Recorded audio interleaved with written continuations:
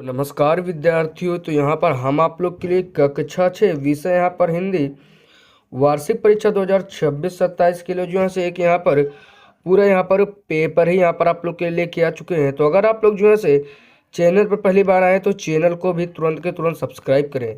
तो चलिए जो है से हम लोग इस प्रश्न पत्र को हल करें ताकि जब आपकी परीक्षा में तब आप लोग जो है से एकदम अच्छा अंक यहाँ पर एकदम प्राप्त करें। तो हम लोग थोड़ा इसको जूमिंग कर लेते हैं। तो यहाँ पर हम लोग देखते हैं कि समय यहाँ पर 3 घंटे का पुनः गया पर 70 का दिया गया। विद्यार्थी का नाम के कॉलम में अपना नाम डालिएगा, अनुक्रमांक डालिएगा, उसके बाद सामान्य निर्देश को अच्छी प्रकार से रीड कर लीजिएगा आप लोग। उसके बाद यहाँ पर हम लोग खंड का के पहले बहुविकल्पीय प्रश्न को देखते हैं। तो कह रहा है आकाश शब्द का पर्यायवाची कौन सा है। तो हम लोग जानते हैं यहाँ पर हमारा नभ करेक्ट ऑप्शन हो जाएगा। इसके बाद दूसरा प्रश्न कह रहा है प्रकाश का विलोम शब्द क्या है। तो हम लोग जानते हैं प्रकाश का विलोम शब्द यहाँ पर हमारा अंधकार, यहाँ पर इसमें एकदम करेक्ट ऑप्शन यहाँ पर हो जाता है।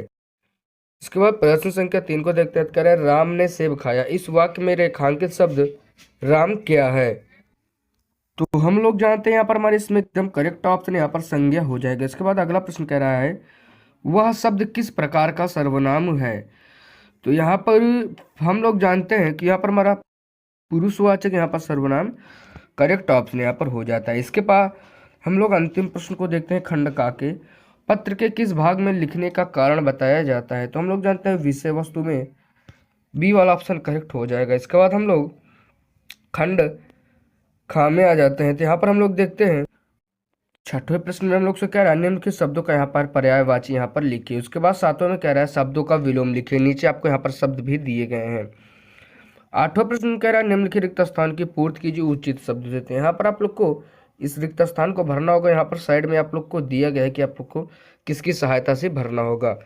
9वां प्रश्न कह रहा है निम्न के शब्दों के वाक्य में प्रयोग कीजिए। जैसे परिश्रम दिया है तो कह रहा है इसमें हम लोग वाक्य प्रयोग कर सकते हैं मैं परिश्रम करता हूँ। उसके बाद 10वां प्रश्न कह रहा है निम्नलिखित शब्दों का संज्ञा सर्वनाम और क्रिया का वर्गीकरण कीजिए।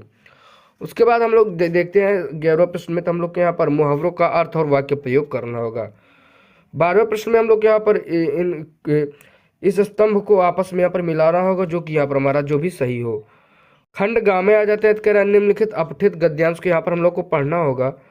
पढ़ने के बाद यहाँ पर हम लोग को लगभग 4 प्रश्न दिए गए ऊपर से नीचे की तरफ। तो यहाँ पर हम लोग को इसको यहाँ पर अच्छी प्रकार से यहाँ पर रीड कर लेना होगा। उसके बाद उत्तर भी देना होगा।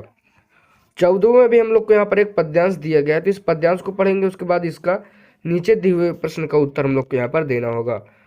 15वें प्रश्न में कह रहा है कि यहाँ पर हम लोग को शायद व्याकरण से संबंधित प्रश्न है। तो संज्ञा को बताना है उसके भेद को। उसके बाद दूसरे में बताना है कि संज्ञा का भेद पहचानिए। राम, ईमानदारी, दिल्ली, भीड़ और सोना।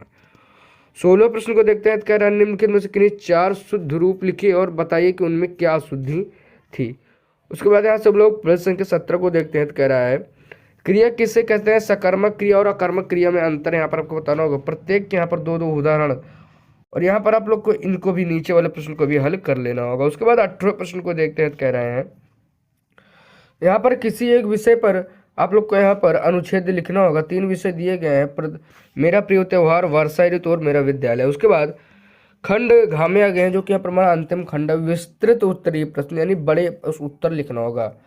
उसके बाद यहाँ से 19वें प्रश्न में भी हम लोग को यहाँ पर गद्यांश दिया गया। तो हम लोग को इसको अच्छी प्रकार से रीड कर लेना होगा। आगे बढ़ेंगे तो इससे संबंधित यहाँ पर कुछ प्रश्न पूछा हुआ है। और अगर आप लोग को ये नहीं कर चाहते तो यहाँ पर आपको अथवा में भी यहाँ पर अथवा करके एक और दिया गया है। तो आप लोग इसका काव्यांश का संदर्भ सहित यहाँ पर भावार्थ लिख सकते हैं और आप यहाँ बता सकते हैं। उसके बाद 20वें प्रश्न कह रहा है निम्नलिखित में से किसी एक विषय पर पत्र यहाँ पर आप लोग को लिखना होगा। तो यहाँ पर आप लोग देख लीजिए कि यहाँ पर आप लोग को किस से रिलेटेड यहाँ पर पत्र आता है और अथवा में भी यहाँ पर आप लोग को क्वेश्चन दिया गया है। 21वां प्रश्न कह रहा है हिंदी व्याकरण के निम्नलिखित प्रश्नों के उत्तर दीजिए। सर्वनाम की परिभाषा दीजिए, उनके 6 भेदों के यहाँ पर उदाहरण सहित लिखिए। दूसरे में कह रहा है निम्नलिखित वाक्यों में सर्वनाम पहचान कर उनके भेद लिखिए। तीसरे में कह रहा है निम्नलिखित वाक्यों में काल पहचानिए। अथवा करके अगला प्रश्न यहाँ पर आपको दिया गया है। तो आप लोग इसको भी यहाँ पर हल कर सकते हैं। उसके बाद 22वें में देखते हैं। कह रहा है कि निबंध यहाँ पर लिखना होगा किसी एक पर। उसके बाद 23वें में कह रहा है कि व्याकरण संबंधी यहाँ पर आपको प्रश्न यहाँ पर पूछे गए हैं। तो आप लोग यहाँ पर इसको आराम से देख के हल कर लीजिएगा। यहाँ पर मैं आपको दिखा देता हूँ। उसी प्रकार से यहाँ पर हमारा पूरा पेपर यहाँ पर समाप्त हो जाता है। तो मैं आशा करूँगा कि अगर आप लोग चैनल पर पहली बार आए होंगे तो चैनल को भी कभी सब्सक्राइब करेंगे तो यहाँ पर मैं आपको बताना चाहता हूँ कि अगर आप लोग कक्षा 6 में और विषय हिंदी की तरह इंग्लिश, गणित, विज्ञान, सामाजिक विज्ञान जैसे और भी पेपर को देखना चाहते हैं तो हमारे चैनल के अंदर आप लोग चले जाइए। वहाँ पर आप लोग को जो है से प्लेलिस्ट बनी हुई दिख जाएगी और वहाँ पर आप लोग जाकर हमारे वीडियो को अच्छी प्रकार से यहाँ पर आप लोग देख सकते हैं। तो चलिए मैं मिलूंगा किसी और वीडियो में, लेकिन जाने से पहले यार आप लोग चैनल को सब्सक्राइब जरूर करें और वीडियो को दोस्त के पास शेयर करें जिसे भी ये पता ही नहीं है। तो चलिए, जय हिंद।